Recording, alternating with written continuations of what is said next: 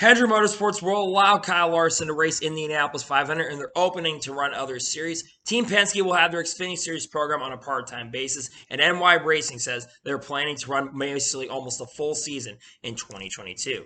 What's going on, guys? It's Daniel, and welcome back to another video. We've got a ton of NASCAR and other motorsports stories discussed here today on the channel. Let's go ahead and dish them straight into those really quickly. We're first going to talk about the paint schemes and sponsorship news. Let's jump into those very quickly. The first paint scheme we're going to take a look at is Daniel Hamlin's 2022 Heritage Pool Supply Group scheme that we're going to see in the Daytona 500. Overall, I like this paint scheme a lot. The numbers in a really good position, and the colors match very well. I think this paint scheme is really good, and I think this paint scheme will look very good at this year's Daytona 500, to be honest with you. The next paint scheme we're going to take a look at is Cesar Bacarella's 2022 Lilly Finance scheme that we're going to see in the Daytona season Xfinity Series opener. This paint scheme is pretty cool in my opinion. I like the pink, and I think it's a blue if I'm not mistaken too. I like the color variation on that. I think did a really good job on this paint scheme, and I'm looking forward to see it on the racetrack as well. The next paint scheme we're going to take a look at is Dean Topman's 2022 Global Trans scheme that we're going to see at Daytona. He'll have 3 partners throughout the 2022 season, and this is the paint scheme we're going to see at Daytona. Overall, I think this paint scheme looks really good. They did a great job on it, and I'm looking forward to see how the racetrack in 2022 as well. The next paint scheme we're going to take a look at is Bubba Wallace's 2022 McDonald scheme that we're going to see in Daytona 500 and a couple other races in 2022 as well. I think this paint scheme looks really good in my opinion. The only issue I have is the yellow number. That's the only thing I'm not a big fan of. Other than that, though, I think the paint scheme does look really good. Numbers good position. Spot utilization is really good. And I'm looking forward to see on the racetrack in 2022 as well. The next paint scheme we're going to take a look at is Chris Rice's 2022 F&B Corporation scheme that we're going to see at Daytona in multiple races this season. Overall, I think this paint scheme looks really good. They did a good job on it. I like the color variation. I like the American flag and all that stuff on it. I think it looks really good, and I'm looking forward to see on the racetrack in 2022 as well. The next paint scheme we're going to take a look at is Zane Smith's 2022 Love's Travel Stop scheme that we're going to see at Daytona. I like this paint scheme a lot. I don't like one thing I will say, I'm not as big fan of the bare bones of it, but it's not a bad paint scheme. I think it's a good paint scheme in my opinion, and I'm looking forward to seeing a racetrack in 2022 as well. The next paint scheme we're going to take a look at is Daniel Hamlin's 2022 Athletic Green scheme that we're going to see in the Daytona season opener. His paint scheme's all right in my opinion. I'm not as big fan of the color variations on this one compared to his Daytona 500 car. It's not a bad paint scheme though, and hopefully it will help Daniel Hamlin have a good run in this year's Daytona 500. The next paint scheme we're going to take a look at is Carson Osbar's 2022 Premier Security scheme that we're going to see in the Daytona Truck season opener. This paint scheme looks pretty good in my opinion. I think I like the yellow number on this one. Also, you like the red and the white. I think that's a really good combination right there. And I'm looking forward to seeing the racetrack in 2022 as well. The next paint scheme we're going to take a look at is Jeremy Clements' 2020 Stop One Stair All South Electric scheme that we're going to see at the Daytona Xfinity Series season opener. Now, I would say I think it's very similar to last year's paint scheme. Not really much to say. I think it's a decent paint scheme overall. Not much change on it, but it's a decent paint scheme. And I'm looking forward to see on the racetrack in 2022 as well. The next paint scheme we're going to take a look at is Colby Howard's 2022 Gates Hydraulic scheme that we're going to see in the Daytona Truck Series opener. Paint scheme looks pretty good in my opinion. I do like where the number is. Of course, I like center numbers a lot more than the number being forward. We're not going to talk about that. But I do like this paint scheme a lot. Did a pretty good job on it, and I'm looking forward to see on the racetrack in 2022 as well. Next, and the final paint scheme we're taking a look at is Jordan Anderson's 2022 Medic scheme that we are going to see in the Truck Series opener at Daytona. Jordan Anderson, of course, will be in the 3 truck this weekend, and I love this paint scheme. I love the colors. I like the black, and I like the yellow. I think they did an excellent, a solid job on this, and I'm looking forward to see this paint scheme out on the racetrack in 2022 as well. And now we're going to go ahead and jump on to the next story of today's episode as we are talking about Andy Seiss. As according to the roster portal, Andy Seiss is going to be the car chief for the 16 Cala car this season. Andy Seiss is a very successful NASCAR, well, a very successful ARCA driver. I think he's won a championship at ARCA, if I'm not mistaken, and also runs a very successful ARCA team, I think called Fast Track Racing. I think it's really cool to see that Andy Seiss has also had some Cup Series starts in the past. I think it's really awesome and really great to see that Andy Seiss is getting another opportunity to work on the Cup Series once again as a car chief. Pretty great, to be honest with you. And now we're going to jump on to the next story of today's episode as we are talking about Chris Jones. As Chris Jones, as expected, is going to be Martin Truex Jr.'s car chief in 2022.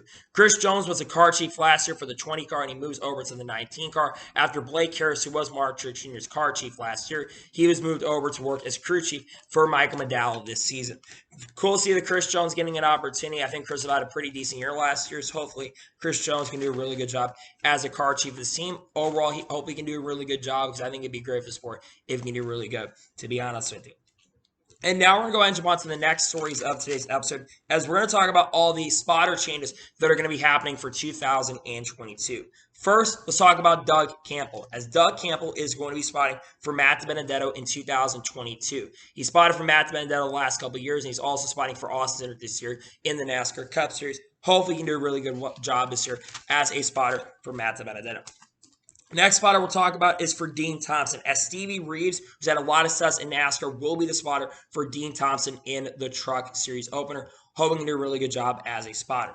Next spotter we're going to talk about is for Matt Mills. Joe Campbell is also spotting, I believe, for a couple other drivers in the Cup Series and the Truck Series here. We'll be spotting for Matt Mills this season. Hope he can do a good job. Next spotter we're talking about is Josh Williams, spotter, who is going to be former NASCAR Xfinity Series driver, who was a contender in the Xfinity Series. Reed Sorensen also was a spotter for Landon Cassill in the season opener at the Busch Light Flash. Next spotter we're going to talk about is for Stephen Parsons, as David Pepper is going to be the spotter for Stephen Parsons. I think he's worked Stephen Parsons in the past, so hopefully David Pepper can do a good job as a spotter. Next spotter we're talking about is for Cody Ware, as Steve Barkdale is a veteran who's spotted for multiple teams. He will be the spotter for Cody Ware. Steve Barkdale is also working with another driver this year, if I'm not mistaken, so hopefully he can do a really good job working with them this season. Next spotter we're talking about is for Kaz Grala. He's going to have Joe White as a spotter. I do believe that Joe White was the spotter for the Double Zero car last season, if I'm not mistaken. So it's cool to see that Joe White is getting another opportunity to race. Next spotter combination we're talking about is for Chandler Smith, and he's going to have, I believe this is Denny Hamlin and Sam Hunt Racing spotter, Chris Lambert. Chris Lambert is a very excellent spotter, so I think he's going to do a very excellent and a very good job in this year's season with Chandler Smith. Next spotter we're talking about is for Corey Heim, and he is going to have Derek Nealon as a spotter. Derek Nealon is going to be spotting, I think, of course, will also be spotting for another driver we'll talk about here in a second, but Derek Nealon is also spotting for Tyler Reddick this season, so cool that Corey Heim has a veteran presence. Next spotter we'll talk about is for Greg Biffle, as James Coleman is going to be the spotter for Greg Biffle in the Daytona 500. Now, of course, Greg Biffle, he has to qualify for the event, which will be happening later today, but Greg Biffle will have to qualify in, but James Coleman is going to be spotter if, of course, he makes it into the Daytona 500. Next one is for Jacques Villeneuve, is he's going to have Tommy Baldwin Jr. as a spotter. Tommy Baldwin Jr., not only a really great crew chief, but a guy that had a pretty decent NASCAR team, and also a really good spotter as well. Tommy Baldwin, I think, is going to do a good job as a spotter.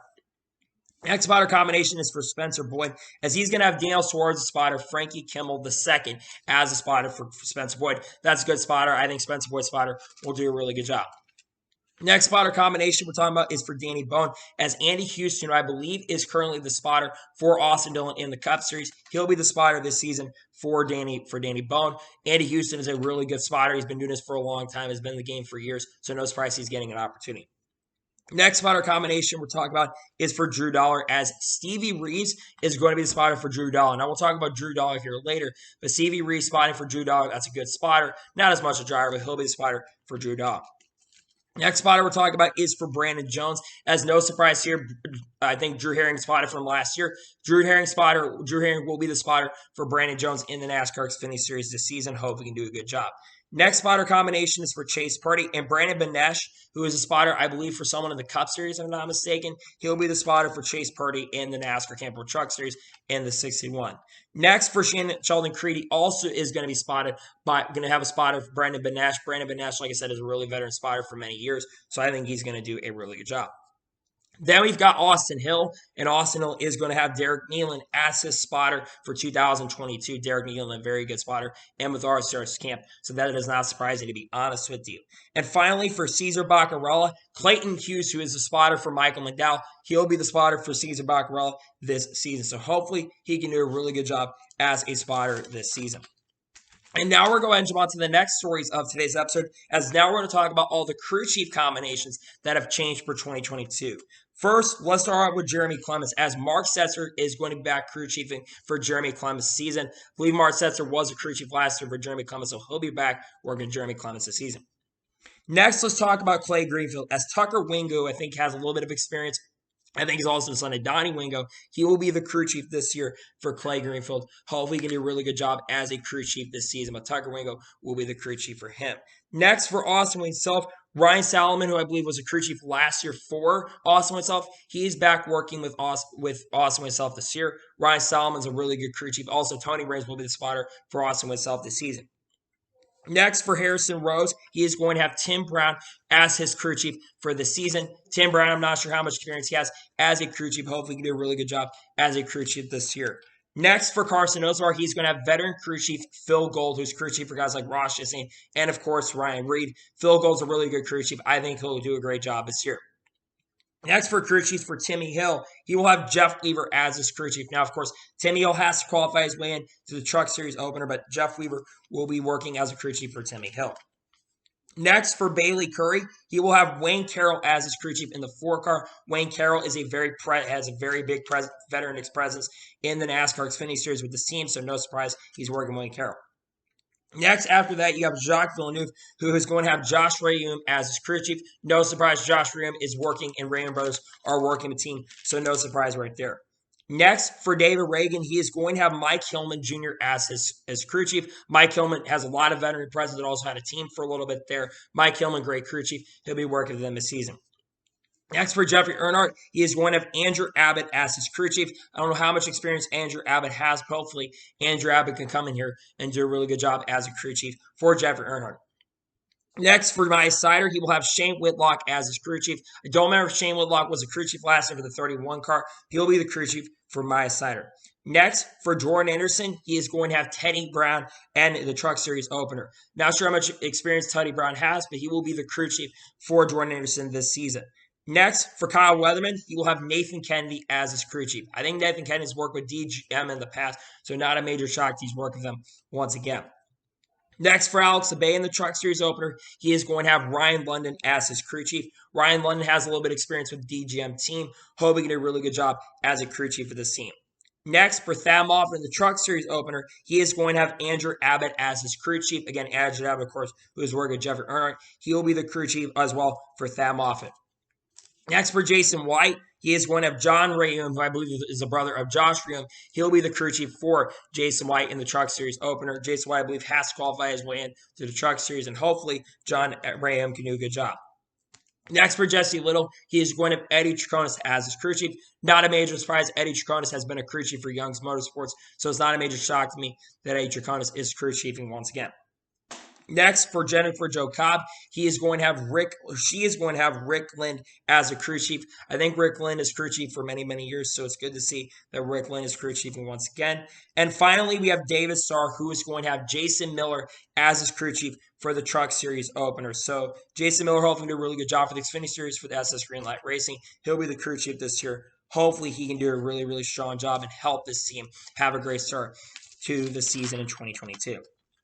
And now we're going to jump on to the next story of today's episode, as we are talking about Xfinity owners' points transfers for 2022. And there are a lot of Xfinity owners' points transfers that have happened. Starting off from last year, the 16 call car is transferring over to the 10 car. Then for the next year, the 18 points are transferring over to the 19 points from last year. The 18 Joe Gibbs car is transferring over to the 19 Joe Gibbs car. Then the 11 points from caller are going over to the 16 this season. Then the 20 points are going over to the 18 this season. Then we're going to see, I believe, the 10 points go over to the 11 points this year. Then the 19 points from last year, the Joe Gibbs car, are going over to the 26 car this year, so they're going to have a good position of points. Then the 39 points are going over to the 28 car, which will give them a really good position in the owner's points. Then the 23 cars points will go over to the 35 for Emerling Gase Racing. Then the 36 points from last year go over to the 91 this year, both of them for DGM Racing. Then we're going to see the 26 points transferred over to the 24 points. Then the 6 points from last year are going to be transferred all the way over to the 34 for this season. Then after the 34, the 17 points are being transferred over to the 07 car this year. Then for the 47 cars, points are being transferred to the 21. Then the 0 points will be transferred over to the 6. Then we will see the 07 points transferred to the 08. The 61 points transferred to the 33. The 15 will be transferred to the 0. 90 to the 36. 74 transfers to the 47. Then the 9 to the 9. 91 to the 90. Then the 76 points to the 55. And then the 03 points are going to go over to the 23 cars. So those are all of the major owners' points transactions that are happening this season for the NASCAR Xfinity Series this season. Hopefully these guys can make it into the show. And hopefully we can see all those cars making this show this season. The next story we're going to talk about is the Truck Series owners' points. And there's not as many transfers this season as for the Xfinity Series. So the 21 GMS points are transferring over to the 23 GMS points. Then the 2 GMS points are transferring over to the 24 points. Then the 13 Thor Sport points are transferring over to the 6.6 points. As 6.6 is going to be a full-time car, the 13 truck is not going to be full-time this season. Then the 26 points is transferring over to the 91 points. Then the 23 points is transferring over to the 43 points. Then the 24 points, I believe, are transferring over to the 33. Then we're seeing the 45 points for Nice transferring to the 44. Then the 34 is transferring to the 61. The 11 points are transferring to the 45 from last year. And then we're going to see the 66 points from last year transfer over to the 13 car this season. Not a major shock. Those are all the Truck Series transfer and owners' points and all that stuff for the season. Not a major shock and not a major surprise, to be honest with you, that all those transfers have happened for the season. And now we're going to go ahead and jump on to the next story of today's episode as we're talking about Bozy Tatarevic. As it was announced on Wednesday that Bozy Tatarevic is going, or Tuesday, excuse me, that Bozy Tatarevic is going to be joining as technical analyst on NASCAR.com. I am so happy for Bozy. Bozy Tatarevic is a veteran mechanic who's worked at Vassar Sullivan Racing and has provided a lot of analysts around the next-gen car. And I think when it comes to the next-gen car, he has done an incredible job being a technical analyst for NASCAR, and I think he's done an excellent job for the sport. So I am very happy to see that he's getting an opportunity once again. I think Bozy's going to do a really good job providing a lot of technical analysts. Bozy, congratulations, man. I know you're probably not watching this video, but buddy, congratulations on getting this opportunity. You absolutely deserved it, and major congratulations to you on getting this opportunity because, in my opinion, dude, you absolutely rock it. You absolutely killed every year, and you deserve it. In my opinion, congratulations on success because, in my opinion, you absolutely deserve it. And now we're going to go ahead and jump on to the next story of today's episode, as we're going to talk about the Xfinity Series hauler. As they were heading down to Daytona for this weekend, the Xfinity Series hauler unfortunately caught on fire. Yeah, there were photos that came out that showed that apparently the Xfinity Series hauler caught on fire. The good news is it seems like it was very minimal damage, and they're going to be able to get this hauler back going. The good news is everyone was all right in the situation. You don't want to see anybody get seriously hurt. So at least that's a good thing that no one really seriously got hurt from that situation. And I'm glad that everyone is okay and no one got seriously hurt, to be honest with you. And now we're going to go ahead and jump on to the next story of today's episode as we're talking about William Byron. As William Byron competed in the late model feature this past weekend at New Samaritan, I think he finished in the top 5 in the first night. But on Monday evening, William Byron competed in the second event, and he was able to win the Clyhart, and he was able to win the late model feature at New Smyrna. This should not shock anybody. William Byron is a really strong racer and is a very good driver, especially when it comes to short track racing. So it should not be a massive and major surprise that William Byron was able to pick up the victory in the late model event. Overall, really got to see William Byron pick up the victory, and hopefully William Byron, that momentum that he got from this event, can hopefully transfer him, help him have a great year in 2022 as well. And now we're going to jump on to the next story of today's episode as we are talking about Steve Addington. As Steve Addington is going to be returning to crew chiefing duties in 2022. He'll be crew chiefing for 20 races this year on I believe the number 28 or the 28 car or the 38 car, and it will be crew chiefing for the RSS Racing organization. Steve Addington is a legendary crew chief. Steve Addington is crew chief for the likes of Kyle Busch, I believe also Kurt Busch at the past as well, and is also crew chief for Tony Stewart as well, and is also crew chief for some of the smaller teams as well. Steve Addington has a ton of success and is someone that's done an excellent job as a crew chief in the past. So I am overall very happy to see that Steve Addington is going to be the crew chief. I think Steve Addington is going to do very well this year as a crew chief, and hopefully Steve Addington can do a really good job and help their team make it into these races this year. And now we're going to jump on to the next story of today's episode as we are talking about Ally. As Adam Stern reported this, that their 2022 Daytona 500 commercial will feature Hendrick Pit Crew Chief John Carvin. You guys can see, have probably already seen the ad. This is the ad that you guys are seeing for the Daytona 500. I think the ad's really, really cool. It's good that they're going to be using this ad in this year's Daytona 500. I think having a legendary guy like John Carvin has done a great job as Hendrick Motorsports Pit Crew coach and, of course, won the championship last year. I think it's something that's really, really excellent, really sick, and I'm glad to see that Ally is getting involved. I think that's really, really cool, to be honest with you. And now we're going to go ahead and jump on to the next story of today's episode as we're talking about McDonald's in 2311 Racing. As was announced earlier this morning that McDonald's and 2311 Racing on Friday are releasing a co-branded merchandise line with all proceeds going to 2311 Speed Institute Diversity Initiative. All their stuff will be around $29.99, I believe, all the stuff and the jackets and stuff. And this is a really, really cool thing that they're doing in regards to the initiative that they're doing for this year. I think this is something that's really, really cool. I think the merchandise looks absolutely incredible and absolutely awesome. And you look at 2311 and what they're doing. They want to sell this stuff and make it a major, major, and massive brand. So overall, I think that this is something really, really cool that they're doing with McDonald's and 2311 Racing. I think it's a good decision in my opinion, and I'm glad to see that they're doing this season. And now we're going to go ahead and jump on to the next story of today's episode as we're talking about M&M's chocolate. As it's reported by Adam Stern as well, that M&M's chocolate will run a promotion starting this weekend where fans will be able to submit photos of themselves that will be used as part of a mosaic paint scheme as a playoff race this year. And this is in commemoration of the fact that they will be leaving NASCAR at the conclusion of this year. Like I just said, M&M's is going to be leaving NASCAR at the conclusion of this year as a sponsor of NASCAR after many years being in the sport, for being around the sport really from Mars since around 1990 when they started sponsoring Bobby Hillin Jr. with Snickers. They are officially going to be leaving the sport at the conclusion of this season. I think that this is a really cool promotion that they're doing around M&M's chocolate. I think having a promotion like this, I think is really, really awesome and cool to see that they're doing this. I think this is a great initiative and a great thing that they're doing, to be honest with you. And now we're going to jump on to the next story of today's episode as we were talking about Sammy Smith Jr. As last night was the ARCA East season opener, and we saw a lot of beating and banging, and not many cars show up. I think only 14 cars showed up to the race. Could be 2 had withdrawn from the event, and I think we only had 14 cars race in the initial event. For Sammy Smith Jr., though, he was able to hold on with Kyle Busch Motorsports, and he was able to pick up the ARCA East season opening win at New Smyrna. I think Sammy Smith Jr. is a driver that is extremely good right now and someone that I think really could be the next Ty Gibbs coming up right now. He's going to be running most of the season in ARCA, main ARCA series, and also racing full-time in ARCA this year as he looks to go back-to-back in the championships. I think Sammy Smith's going to do a really good job this year, and I think that with how good of a year it started, I think this is a really good start to the year for the team, and hopefully he can have a really good year with Kyle Busch Motorsports in the ARCA East and the main ARCA series. It sucks he's not running full-time in main ARCA, but hopefully we can see Sammy Smith Jr. have a great year in ARCA and main ARCA East this year. And now we're going to jump on to the next story of today's episode as we're talking about eNASCAR's Coca-Cola iRacing Series. As was announced yesterday that NASCAR and NASCAR Starr League are launching the eNASCAR College iRacing Series, which could include more than 500 universities and colleges.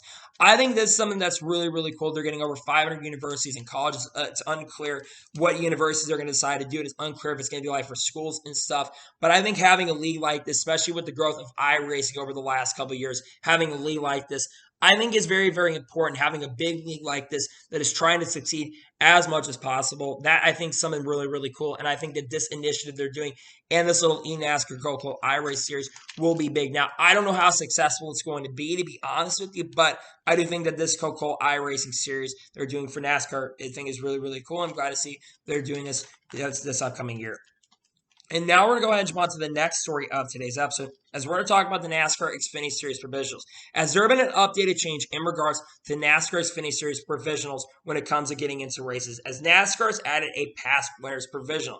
That means I believe that if you were a past winner of the year or if you've already won an Xfinity Series race, if you're in a car that's not good and doesn't really qualify well, I do believe that you're going to be locked into the show if you have a win in the NASCAR Xfinity Series. Similar to what the Truck Series does, I believe they're going to be able to lock their way in to the overall event. Overall, this is something that's definitely interesting to change, but I think that they want to get as many of the guys that are really good into this series. I think that this is a sums-up decision, in my opinion, and I'm glad to see they're adding Xfinity Series provisional for 2022, to be honest with you. And now we're going to jump on to the next story of today's episode as we are talking about Harrison Rhodes. As Harrison Rhodes had an interview with one of my buddies on Twitter, Casey Campbell, a good reporter, and he says that he would like to go full-time racing again if sponsorship allows it. Harrison Rhodes, of course, is returning to NASCAR for the first time since 2018, as he'll be racing in at least the first 4 races with Jimmy Means Racing. Harrison Rhodes, like I mentioned, has not raced in a few years now, so I'm not sure how good he's going to do in these first 4 races. I think the pressure is going to be really high on him, though, just because of the fact Harrison Rhodes has not been in the series for many, many years. And I think that it's going to be a lot of pressure for Harrison Rhodes. But if he's able to find sponsorship and stuff, he could run full time. And I think that absolutely he could have a good opportunity to race. I think Harrison Rhodes did okay, but he wasn't as amazing of a driver. But I do think that he could do a really good job at working in NASCAR. And I hope he does get an opportunity to come back and race full time at some point in the future. I think it'd be great for the sport. And maybe in the future, we'll see Harrison Rhodes make his return to NASCAR on a full-time basis when it comes to that. And now we're going to jump on to the next stories of today's episode as we are talking about Daytona 500 practice. Now, yesterday was Daytona 500 practice for a NASCAR Cup Series competition for a Daytona 500 qualifying, which actually is going to be taking place this evening. And there were 2 practice sessions that take place, and Fords were the fastest in both sessions. Michael McDowell was fastest in practice 1, and practice 2, we saw Ryan Blaney be the fastest. Not much really came out from the practice session. We're going to talk about actually in a second about the skew situation, but I will talk about that the Fords look really, really good when it comes to the race trim. I think the Fords are really focusing on the race trim, and I think the Chevys and Toyotas are focusing on the qualifying trim to get up front. So we'll have to wait and see what happens in regards to the situation of that. But those are the practice sessions, and it really looks like the Fords are going to be really good in race trim. They made some changes to the Fords where they're not going to have as much drag, and I do think that there's a very big possibility that Ford could be fast in qualifying, but I expect that the Chevys will probably be the teams that end up being the fastest in qualifying, which could be a major factor, especially for some of those Chevy teams like Money Team and NY Racing or Chevys. That might be a big factor in them helping them get into the races this year, to be honest with you. And now we're going to go ahead and jump on to the next story of today's episode. And speaking of which, we're talking about the skew situation. So last night, NASCAR made a late night change in regards to the skew situation. NASCAR is issuing a rules change that affects the amount of skew permitted. I think they've gotten rid of it from like 0.55 on the left to 0.25. And I think they've gotten rid of the skew on the rear of like 0.00 from 0.30 that they originally had. The reason that they're making these changes is if you watch the practice sessions, you will understand what I'm going with this. There was so much skew in the practice sessions. If you saw Kevin Harvick's car, that car was literally freaking skewing all over the place. And there were a lot of cars that were skewing down the backstretch. And NASCAR does not want these teams touching the cars. And they want these cars to be symmetrical. And teams are already messing these cars, and they're making them asymmetrical. Now, currently at the moment, they're opening up the track a little bit earlier so these teams can fix the skew situation. So overall, in my honest and sincere opinion, I think that this is a good decision that NASCAR decided to make. I think that they needed to fix the skew situation that was going on. And in my opinion, NASCAR made a great call. In my opinion, they made a really awesome and a really great decision, to be honest with you. Good call on their part. I think they needed to fix this skew situation, to be honest with you. And now we're going to jump on to the next story of today's episode as we are talking about Landon Cassill. As expected, Landon Cassill will drive the 77 for Spire Motorsports in 2022 in the Daytona 500.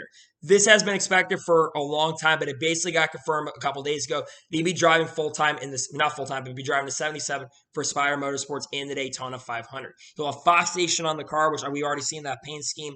I think Landon Cassill is a pretty decent super speed racer. Of course, he's driving full-time for Cog, and he's expected to run part-time, I think around 12 to 15 races with Spire Motorsports in the NASCAR Cup Series this season. I think that Landon Cassill does have a very, very good shot of contending overall in the race if Spire brings up speed, because I think the Spire cars are going to be very, very fast in this season. So hopefully Landon Cassill can do a really, really good job at working with Spire Motorsports this season. He'll be needing to have a good run. It's going to be a tough year, but hopefully Landon Cassill can do a really good job, and hopefully he can stay up front and do great in this year's Daytona 500. He's going to have a lot of pressure on him, but luckily I think that Landon Cassill is going to have a good shot in this year's Daytona 500. Good luck to Landon Cassill because he's going to need it for this season. Hope he can do a great job in 2022. And now we're going to jump on to the next story of today's episode as we're talking about Cesar Bacarella. As it was announced I think it was announced on Monday that Cesar Bacarella has officially been reinstated by NASCAR. Now, Cesar Bacarella had been suspended from NASCAR over basically for the last couple of weeks or so due to a drug test that came back where he was using a illegal substance that he really didn't even know that was illegal at the time, which you can't really blame him for that because, again, sometimes you're going to have illegal substances that you really don't even know about. It's good to see Cesar Bacarella is going to be back. Of course, one of the team owners who will be driving the 45 car for part-time this year here at Daytona and a couple other races throughout the season. I think Cesar Bacarella glad to see that he's coming back, and NASCAR has made a really good decision to go ahead and reinstate him back in sport. I think it's a great decision, to be honest with you. And now we're going to jump on to the next story of today's episode as we are talking about Rudy Fiegel. Now, Rudy Fiegel was speaking to the media this past week, and he says that amid next-gen inventory concerns, Rudy Fiegel says that the number 2014 is planning to take the Daytona 500 car to the West Coast swing for those 3 races. Now, we're going to talk more about backup car situation into the next-gen concerns, but we've talked about these next-gen concerns over the last couple of weeks or so. And Rudy Fiegel's on point with this. He said it's very doable to have it at these events. But one of the biggest things going on is there is a massive issue when it comes to next-gen cars. And there is a massive next-gen concern right now when it comes to how many parts and pieces are going to be allowed for this season. So this is one story that we're going to have to follow throughout the year. And I expect that we're going to see seeing a lot more issues and situations when it comes to those problems. We hope to see this issue fixed, but to be perfectly honest with you, I'm not expecting it to be fixed, at least and probably till the end of the season. Again, we're going to have to follow the story throughout the year, but it will be something that needs to be fixed over season, and hopefully we'll see this major situation fixed here in the near future, to be honest with you. And now we're going to jump on to the next story of today's episode as we're talking about Drew Dollar. As it was announced on Monday that Drew Dollar will be driving for Joe Gibbs Racing in 2022 in the 18 car for all 4 Xfinity Series Super Speedway races. Oh boy, Drew Dollar. What do I need to say about Drew Dollar? I'm not a big fan of Drew Dollar, to be honest with you, and I've got some really good reasons why I'm not a big fan of Drew Dollar. I do not think that Drew Dollar is a really, really good driver. I think Drew Dollar is not a great driver. I think Drew Dollar's done nothing in his career. He's got 1 ARCA win in probably the worst race I've ever seen in history, not just because Drew Dollar won, but the race was absolutely horrendous. It was a terrible race, and nothing happened in it, and nothing got done, and there was not any good racing in that. And then he ran for Kyle Busch Motorsports last year for like 10 races and got 1 top 10 at Daytona. And most of the rest of the races, he finished outside the top 20 in Kyle Busch Motorsports equipment. Keep this in mind. 2 times we saw Chandler Smith go to victory lane. Kyle Busch won in the Truck Series multiple times. And we saw John Hunter win 5 or 6 races. He has no excuse, in my opinion. You're a driver that's running for a good team. I know he's good, okay at Super Speedways, but let's be real. You should not just be good at Super Speedways. You should be good at every other type of track. And to me, in my honest and sincere opinion, he shouldn't be in this ride. I get he's got sponsorship, man, but man, I'm kind of frustrated that he's in this car, to be honest with you. It's just a little frustrating, and I don't think he deserves to be in this car, to be honest with you. He's really done nothing with his career, and in my opinion, he should not be in this car, to be honest with you. And now we're going to jump on to the next story of today's episode as we are talking about DGR Racing. As according to a spokesperson and report, the 17 car for DGR Racing is anticipated to be full-time with multiple drivers this season. We are going to see Ryan Preece in his truck for 7 races, and Riley Herbst and Taylor Gray expect to run part-time. And Riley Herbst is also going to run a Daytona season opener, maybe a couple other races this season. DGR will have 3 full-time cars this year. Of course, Haley Deegan is full-time, and also Tanner Gray is full-time this season. It really should not surprise anybody that their 17 car is going to be a full-time car this year. They basically ran a 17 car, I think, almost the whole season last year with multiple drivers, so it should not surprise or shock anybody, to be honest with you, that 17 car is pretty much going to be full-time this season. Hopefully, they can do a really good job this year, and hopefully they will have a great year in the NASCAR Truck Series. Hopefully they will do good and have some great runs this year, to be honest with you. And now we're going to jump on to the next story of today's episode as we're talking about Marco Andretti.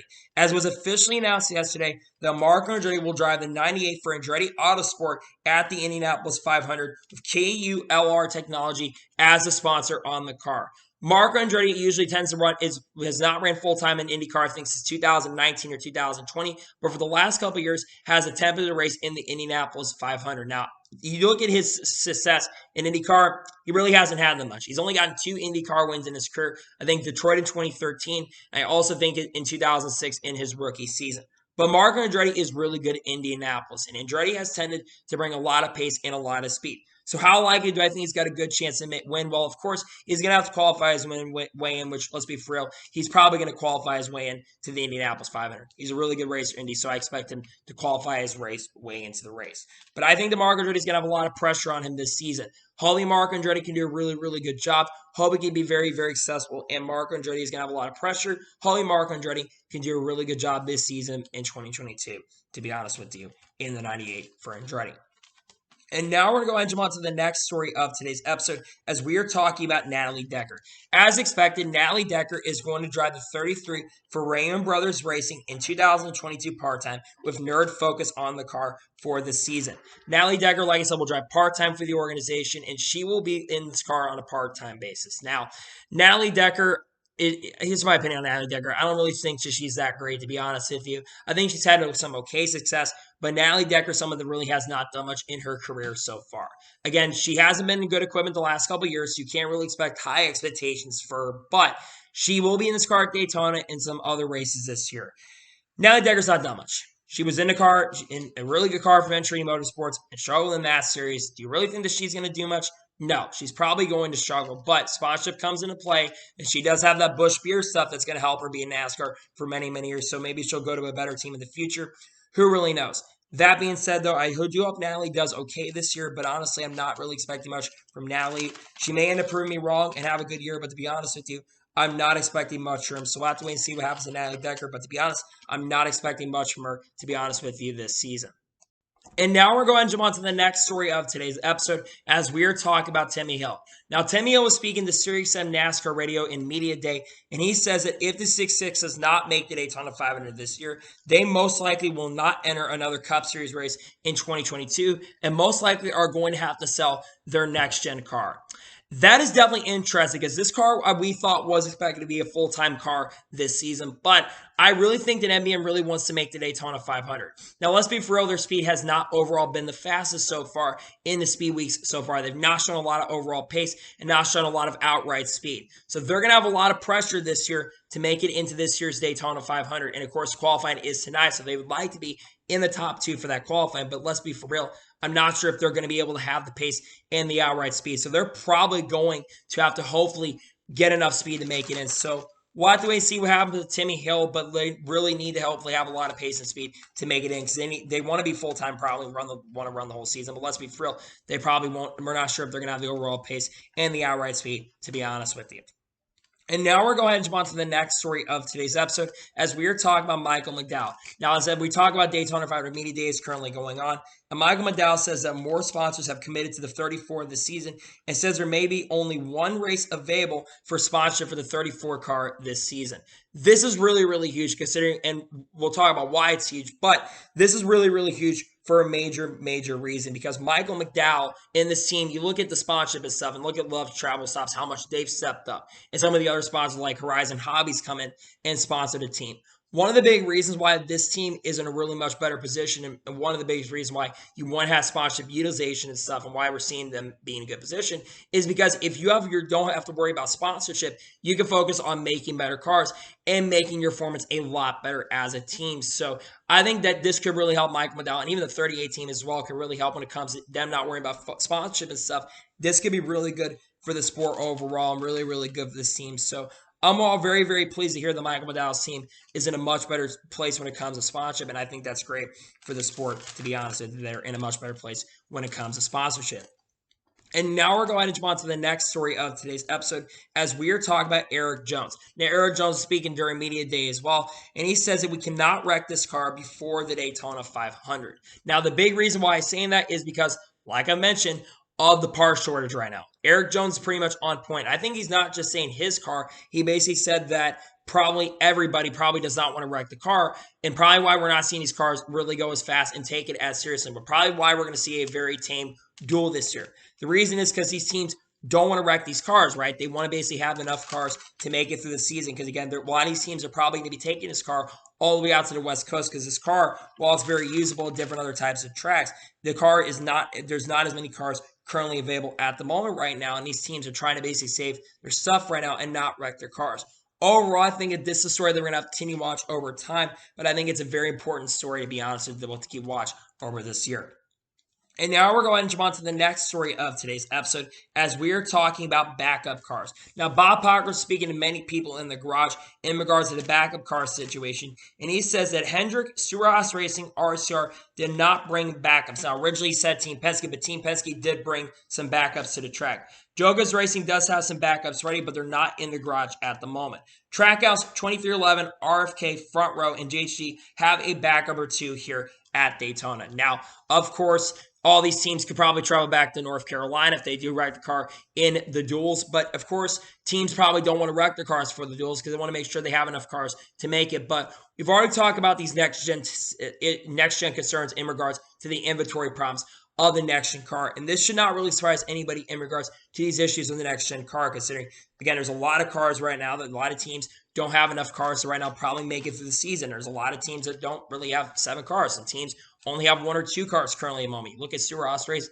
They have had issues with having backups. Now, of course, they do have backups, which is they don't really have backups right now. But you've got some teams that are in better positions than others. Now, I do expect that these issues when it comes to backup car problems, I do think that these are going to get resolved over this year. But let's be for real. We don't know what's going to happen in regards to these issues with the next-gen cars when it comes to backups. So this is a story that we're going to have to follow over this year. Hopefully this situation with backup cars can be fixed over this year, and all these teams will have these issues fixed by the end of the year.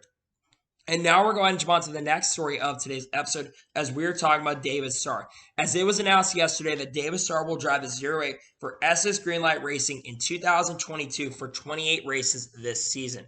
David Starr has driven for multiple teams for the last year. Last year, he drove for M&MS Racing for pretty much the whole entire season in the NASCAR Xfinity Series, driving the 13 car and also the 61 car throughout this year. One of the most notable moments, of course, was taking out Noah Gragson at Homestead unintentionally, but of course, Noah Gragson was pissed off at David Starr for that. But David Starr basically was in the 61 and 13 last year.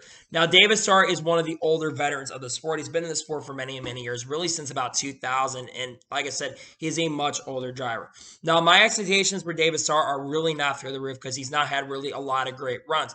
But I will say that I expect SS Greenlight Racing to be a better organization when it comes to outright pace and outright speed this season. So, what are my expectations for David Starr? I think David Starr will get some top 20s this year, some top 25s, but I don't expect this car to be a winning car. And I do think we'll see a couple other guys get in a 08 car throughout the season. That being said, though, I do think that David Starr does have a good opportunity this year. He's in the best car he's been in for a little bit, so hopefully he can prove me wrong and have a good year, but perfectly honest with you, I'm not expecting much from him this season in regards to that car, so hopefully he can do a really good job in a 08 car this year. And now we're going to jump on to the next story of today's episode as we are talking about Denny Hamlin. Now, Denny Hamlin was speaking to the media in regards to the LA Coliseum, and he says that from a driver perspective, we absolutely could do a points race on a track like the one used in the Clash, but he also said from an ownership perspective, he said it really wouldn't be a great decision and a good idea, to be honest with you. Now, Denny Hamlin, of course, speaking about the Busch Light Clash at the LA Coliseum. Now, Kurt Busch also put his 2 cents into saying that hell no, we should not do a points race at the Busch Light at like an LA Coliseum track. Now, if NASCAR was to do a points paying race from a track like the LA Coliseum on a quarter-mile track, they unfortunately are going to have to do the similar elimination format. They would have to do an elimination format similar to this. You can't fit 35 or 36 cars, or how many cars you want to bring out, like 40. You can't fit 40 cars on a quarter-mile track. Why? Because you're not going to be able to complete laps, you're going to have big wrecks, and you're not going to be able to fit everybody on a quarter-mile track. Basically, the field is going to be right on top of each other, and really there's going to be a lot of lap traffic problems around the track, and it's going to cause a lot of issues and a lot of big wrecks that are going to take out a ton and a lot of contenders. So I think from a driver perspective, it could work, but if you're going to have an event similar to this, like the LA Coliseum, you're going to have to, in my opinion, you're going to have to pretty much do an elimination format similar to this. So in my opinion, I think it'd be great to be a points-paying race, but honestly, I don't expect it. I think it would only have to be the Busch Clash or an all-star race event is the only way you probably could have a quarter-mile track. That being said, I think it'd be awesome for a points-paying race, but to be honest with you, I also think that it'd be an issue for the owners, so I can understand from both sides of the perspective what issues could come up for this issues. And now we're going to jump on to the next story of today's episode as we are talking about Erik Jones. Now, Erik Jones is speaking out about Ryan Blaney, and he says that Ryan Blaney has not reached out to him about the Clash run-in, so I guess it's been resolved. Now, for those of you who do not know, Jones and Ryan Blaney were involved in an incident late in the Busch Light Clash race at the Los Angeles Coliseum. Ryan Blaney and Erik Jones, I believe, were battling for around 7th or 8th position, and Erik Jones got into the back of Ryan Blaney. Ryan Blaney got a lot of suspension damage, and he would go to the garage and bring a caution out with around, I think, 45 laps to go into the race. And then we would see Ryan Blaney get really pissed off and throw his Hans device. Now, Erik Jones made a comeback in somewhat of a response to Ryan Blaney's situation, and Ryan Blaney, of course, was very, very mad at the Hans device. Fox never caught that, so we really not got to see the aftermath of that. But we saw Ryan Blaney get extremely mad at Erik Jones in the race, which we've never really seen Ryan Blaney get that before. Now, I will say I don't know if we'll see more issues from these guys, but we could see more rivalries from these guys throughout the entire season. And Erik Jones also did, like I said, came back with a response to Ryan Blaney saying that he kind of raced him wrong and disrespectfully and raced him kind of in a wrong way. So in my opinion, if you want the situation, I think both could have. I think Erik Jones clearly at fault. He wrecked Ryan Blaney, but I think that both these guys have probably resolved their issues. It has been a week or so. So hopefully maybe they resolve their issues and situation. Maybe we'll also see tempers flare at a track like Martinsville in the future. But honestly, I'm not sure if we'll see any more issues come up between these drivers in the near future. So we'll have to wait and see what happens in regards to that situation, but that situation around these teams. And now we're going to jump on to the next story of today's episode as we are talking about Ty Gibbs. As Ty Gibbs is going to drive the 54 car full-time for Joe Gibbs Racing in 2022 with Chris Gale as the crew chief. Now, the official announcement has not come out from the team, but this is expected at this point that we're going to see Ty Gibbs full-time in the 54 car. Ty Gibbs had a very, very successful season in 2021 where he picked up 4 victories in the NASCAR Xfinity Series. Of course, it was the best car in the All-Star car, so this car won a lot of races. But Ty Gibbs also won the main ARCA Championship in 2021 as well. And he's been a driver that's been very successful in NASCAR's Xfinity Series program. Like I mentioned, 4 wins in the NASCAR Xfinity Series, but of course, Chris Gale being the crew chief. And not a major surprise he's using 54, considering the 54 has been the number that he's used in the Xfinity Series in the success that he's had. I think when I look at Ty Gibbs, I think he is one of the best hot prospects that's been in NASCAR's divisions. He's been very, very successful, had a great Xfinity Series tenure, and I think in the future he'll be a Cup Series driver. And I'll talk about what my realistic expectations are. I think here with Ty Gibbs is going to minimum win 5 or 6 races. I think he might win more, though, to be honest. I know that you don't have Austin this year, but he's got off the deal with a lot of competition. Josh Berry, AJ Allmendinger, among other drivers who are going to be very, very fast this season. But I really do believe in my heart that I believe that he is going to be extremely fast this season in that 54 car. I think he will this year get at least 5 or, like I said, he will get 5 or 6 victories. And I think he's going to win the championship this year. I know that's really bold expectations for a kid that's only 19 or 20 years old. But I think that this year Ty Gibbs will be an Xfinity Series champion.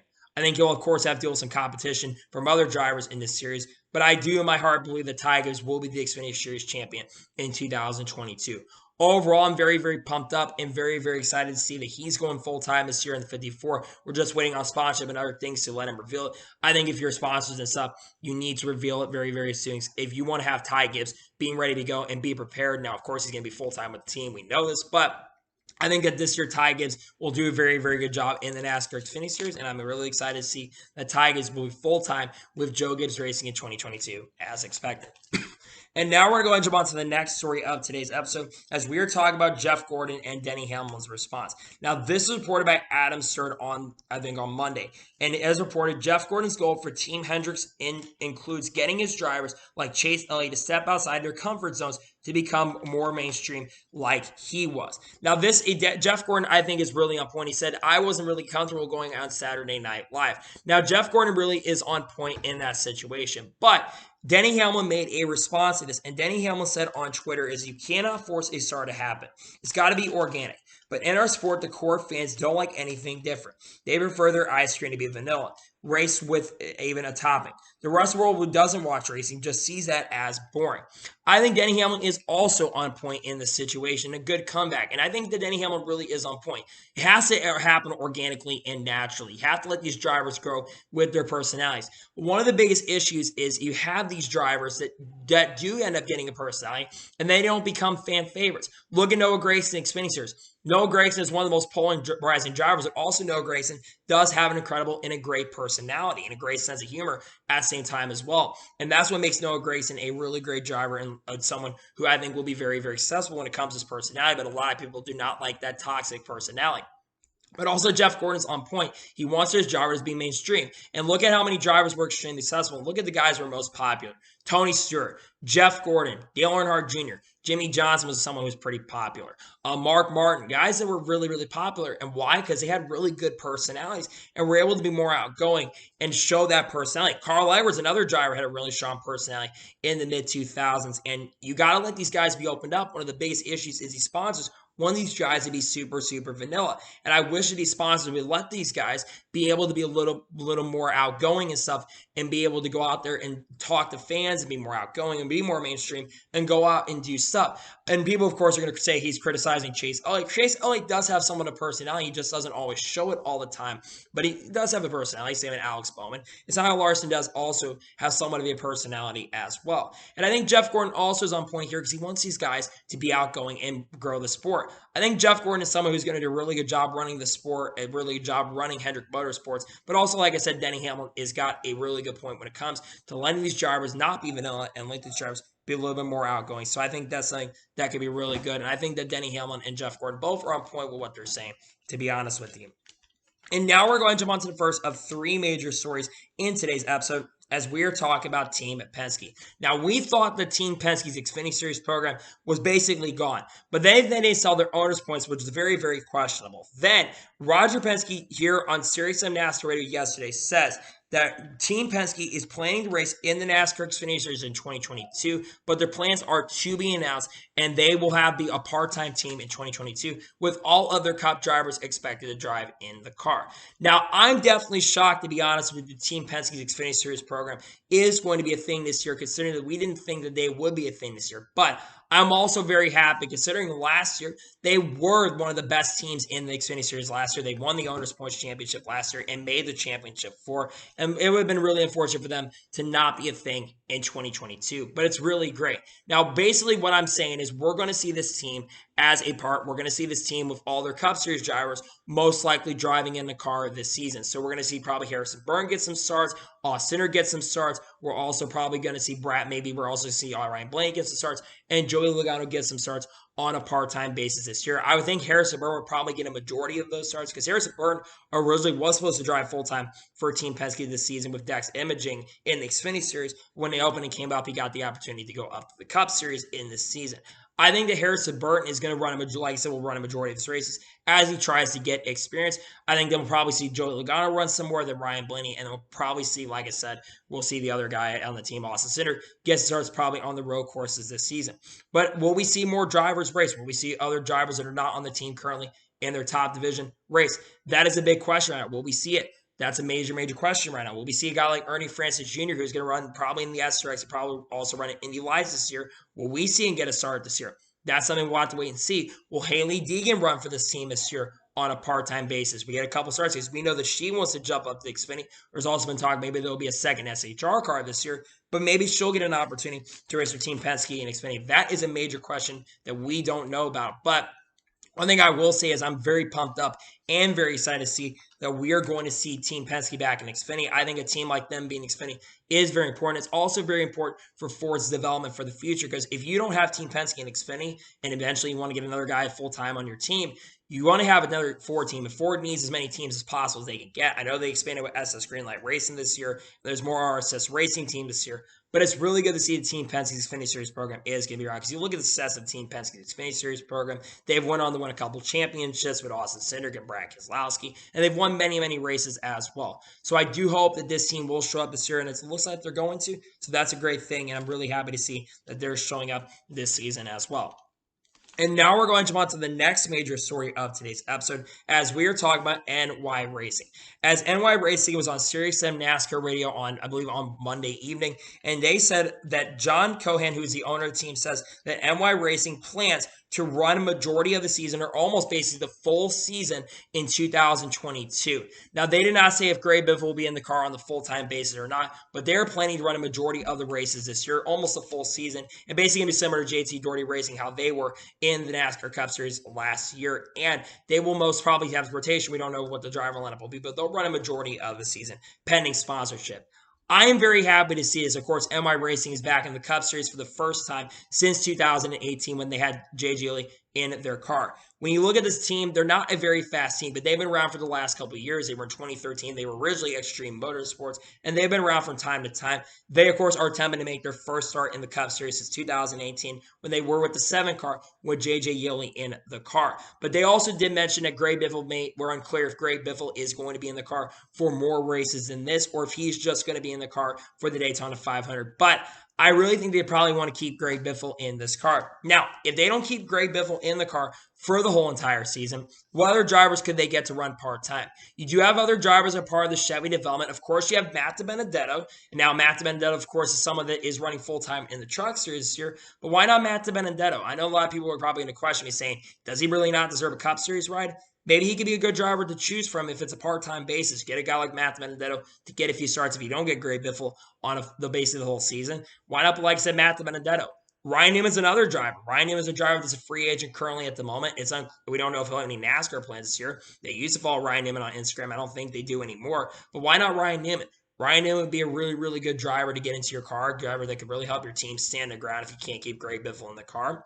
Why not throw out a possibility? Why not Carl Edwards? Carl Edwards would be someone that I think would be a great driver to put into your car. Maybe if you had an opportunity, maybe like a one-off start perhaps, get him in a car. But I think looking at NY Racing, the fact that they actually are going to show up this year, I think is really, really awesome. And it's really, really cool. And I'm really happy to see that they're looking to run basically the majority and basically almost run the full season in 2022. Like I said, I do really hope that they do show up and don't have any issues after Daytona.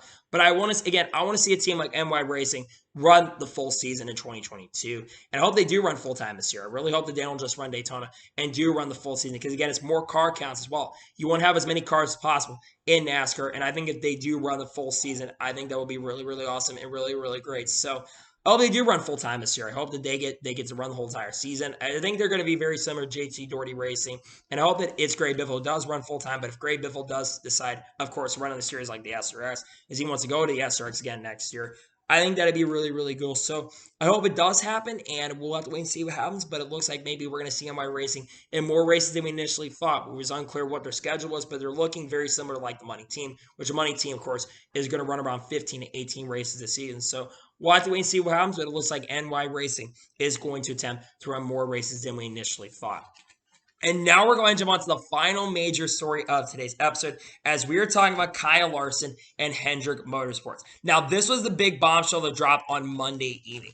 According to Adam Stern, Jeff Gordon says that Hendrick is open to letting Kyle Larson race in the Indianapolis 500, and Rick Hendrick added that he and Gordon are also eyeing other series to potentially enter Hendrick Motorsports into the future on top of NASCAR. This is huge. We've talked a couple times on this channel about Kyle Larson potentially running the Indianapolis 500. And you look, and there's a big reason. One, Robin Miller, before he passed away, one of his last dying wishes was to have Kyle Larson race in the Indianapolis 500. But we really didn't know if Hendrick Motorsports was going to be open to doing it. And I think that a lot of decisions are starting to come from Jeff Gordon. And Rick Hendrick's probably taking a little bit more of a back step, though he's running the team. He's probably taking a little more of a back step. He's probably letting Jeff Gordon make a lot more decisions for the organization to really, really help this team out. You look at the success of Hendrick Motorsports and other things. Look at Kyle Larson. Kyle Larson last year in 2021 pretty much won everything that he probably could get into. He won the Chili Bowl Nationals last year. He won the Prairie Gateway Dirt Nationals, wherever it was.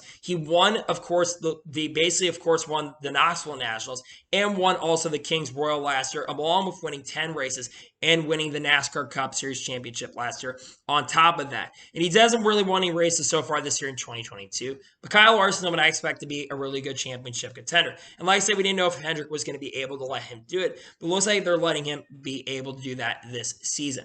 Now, also talking about this, what team could he run for in IndyCar? Now, he probably would be able to run for both since, unfortunately, if you're like a Toyota driver, you probably would only have to run for a Chevy team. You couldn't run for a Honda organization. But Kyle Larson could, in my opinion, run basically Kyle Larson could run if he wanted to. He basically could run with any organization. Team Penske. Let's talk about Team Penske and IndyCar. Team Penske does have right now 3 full-time cars, but there's talk that Team Penske could run a 4th car, but there's also talk that Beretta Autosport could take that 4th car as well. But if they do run a 4th car, Kyle Larson be a shot, and I think that would be his best opportunity. You also do have some Honda teams like Trackhouse Racing, and Trackhouse Racing in the Cup Series, they do have, you guessed it, a alliance with Hendrick Motorsports, so they absolutely could choose Kyle Larson if they wanted to. If they were going to open up a Honda team, Trackhouse Racing could be that opportunity. It wouldn't be Chip Ganassi because Chip Ganassi's got enough cars. There's also talk, apparently, that Rahal Lennerman Lanigan Racing could have a 4th car. There's industry insight that they could have a 4th car in the Indianapolis 500, and I think that'd be really, really good. Now let's get back to how successful Kyle Larson could be. I think there are only 2 drivers that in NASCAR currently that could go in the Indy 500 and be successful. One of them is Kyle Busch. Another one is Kyle Larson.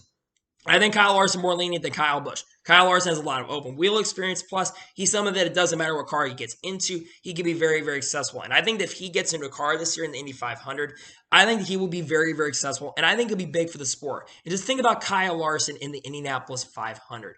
Kyle Larson, someone joining the likes of Jimmy Johnson, Kyle Kirkwood, Ramon Grosjean, names the sport, even maybe Kyle Busch is here as well. We could see so many incredible faces race Indy 500, and I think it'd be awesome if he did. Jumping to the other part of this, Hendrick Motorsports eyeing other racing series. Now, let's talk about series Hendrick Motorsports be looking at. Maybe, of course, opening up some other NASCAR teams outside of NASCAR. Maybe opening up their Xfinity Series team once again. That's something they could be open up to doing this year. Also, maybe opening up their Truck Series team again next year. They haven't had the Truck Series team since, I think, 2001, so that's a very big possibility. But I think that they are looking at other series. First one, of course, is IMSA, right? Which I think is the most realistic. They actually do have an affiliation with the 48-car Action Express Racing Cadillac organization, and they do run that car in all the Endurance Cup races that are eligible. But I don't know if they're just talking about IMSA. I think they're maybe looking at going to IndyCar in the future, and maybe even Formula One as well. Indy, think about Hendrick Motorsports and IndyCar. I think Hendrick Motorsports and IndyCar, they would have a big affiliation. And, of course, they have major backing from Chevy, so they'd be able to get some help from Chevy and other organizations and brands. But I think Hendrick Motorsports expanding to other organizations would be really, really cool as well. Maybe they're going to do Formula One. We know there were rumors many, many years ago that Jeff Gordon was considering racing Formula One. Maybe that's something up for possibility and maybe something up for consider. That's something they're going to have to wait and see what happens. But I'm super pumped up that they're considering letting Kyle Larson run. This is a major bombshell story, and hopefully we do see Kyle Larson actually run in the Indy 500 this year with an organization. Hopefully a team can sign him for this year. So I think having the defending NASCAR Cup Series champion join the Indy 500 would be awesome. And I hope Hendrick Motorsports consider running in other motorsports like IndyCar and Formula One in the future. So anyway, that's today's long motorsports video. I want to thank you guys for watching. Please subscribe to the channel, notifications to be notified when a video does go live on my channel. Follow me on Twitter, Facebook, and Instagram, and support me on Patreon as well. Links are below over that. And comment your thoughts on today's video. Do you think that Kyle Larson will run in the Indianapolis 500 or not? Let me know in the comments below. And what are your thoughts about NY Racing potentially running the full season in 2022? Let me know in the comments below. I have another video that's coming later today. We actually are going to be doing a reaction right after qualifying happens. We will be doing a reaction to the lineup of qualified and probably looking also at the starting lineups for the Daytona duels as well. So anyway, like I said, I want to thank you guys for watching today's video, and I'll see you guys next time for some more great, awesome NASCAR and other motorsports content on the channel like this. Take care, everybody.